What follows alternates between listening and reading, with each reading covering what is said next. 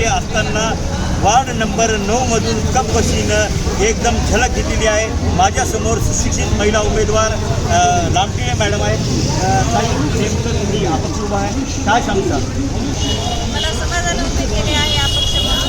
मला पक्षाकडून तिकीट भेटले नसल्यामुळे मला समाजाने अशी नोंदणी केली आणि त्यामुळे मी अपक्ष उमेदवार उभी आहे। तुम्ही निवडून आल्यानंतर आपल्या वार्डासाठी काय काय विकास करणार? मी आपल्या समाजामध्ये विशेष करून आपल्याला स्वच्छतेचा प्रश्न खूप आहे। त्या स्वच्छतेसाठी आपल्याला नाल्यांचं बसून आपल्याला ते आजचं बांधकाम करून आणि जे जागोजाग आपल्याला गटार दिसतात, कचऱ्याचे ढीग दिसतात, ते आपल्याला स्वच्छता करायची आहे। आणि परत आपल्या वार्डामध्ये अंगणवाडी नाही आहे, अंगणवाडी आपल्याला करायची आहे। बेरोजगारांना रोजगार उपलब्ध करून द्यायचा आहे। महिलांसाठी तुम्ही काय करता?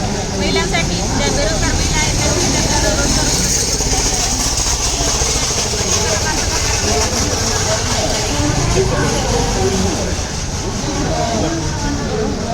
या निशाणीसमोर बटन दाबून प्रचंड बहुमताने विजय करावा अशी माझी आपल्याला विनंती आहे। माझ्यासोबत सुशिक्षित उमेदवार महिला म्हणून या वार्डाचा विकास करण्यासाठी या उभ्या आहेत। कॅमेरामन गजाननसोबत Kiran Mukhawar, Sudarshan news, Umarkhed, Yavatmal. Ward number 9 मधील काही नागरिक आहेत, तुम्ही एक मतदार म्हणून काय सांगता? या ठिकाणी प्रभाग क्रमांक 9 मधील अपक्ष उमेदवार सौ पूजाताई कृष्णा लामटिळे यांची हवा बघता प्रस्थापित पक्षांचे धाबे दणाणले आहे आणि धनशक्ती विरुद्ध जनशक्तीचा इथं सामना होत आहे प्रभाग 9 मध्ये।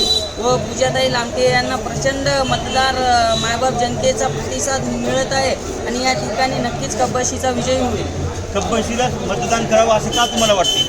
या ठिकाणी पूजाताई लामटिळे उच्च शिक्षित असून MA पॉलिटिकल त्यांचं शिक्षण आहे व महिलांसाठी ते अनेक रोजगार निर्मिती करणारे असे कॅम्प वगैरे घेऊ शकतात व प्रभागाचा नक्कीच विकास करू इच्छितात।